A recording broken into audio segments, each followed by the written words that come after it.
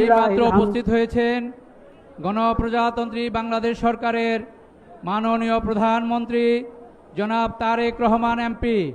আমরা বাংলাদেশের সম্মানিত মুসল্লিয়ানে কেরামের পক্ষ থেকে মাননীয় প্রধানমন্ত্রীকে জাতীয় ঈদগাহ ময়দানে স্বাগত জানাচ্ছি। ঈদ মোবারক জানাচ্ছি। ঈদ মোবারক। এই দিনগুলোতে যত বেশি পড়া যায়, ঘরে বাইরে হাঁটতে, বাজারে আছি, দোকানে আছি, অফিসে আছি, সব জায়গায় আল্লাহু আকবার আল্লাহু আকবার। কারণ এই সব কিছু ঈদ আল্লাহর দান, আল্লাহর নেয়ামত।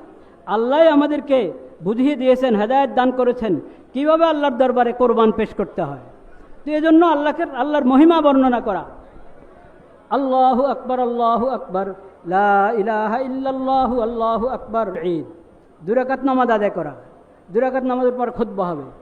নামাজ শেষ হওয়ার পর হলো কোরবানি, নামাজের আগে কোরবানি নয়।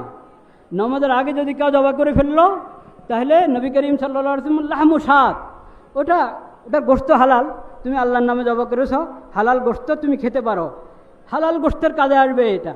এ পর্যায়ে আমাদের মাঝে উপস্থিত হয়েছেন গণপ্রজাতন্ত্রী বাংলাদেশের মহামান্য রাষ্ট্রপতি জনাব মোহাম্মদ শাহাবুদ্দিন।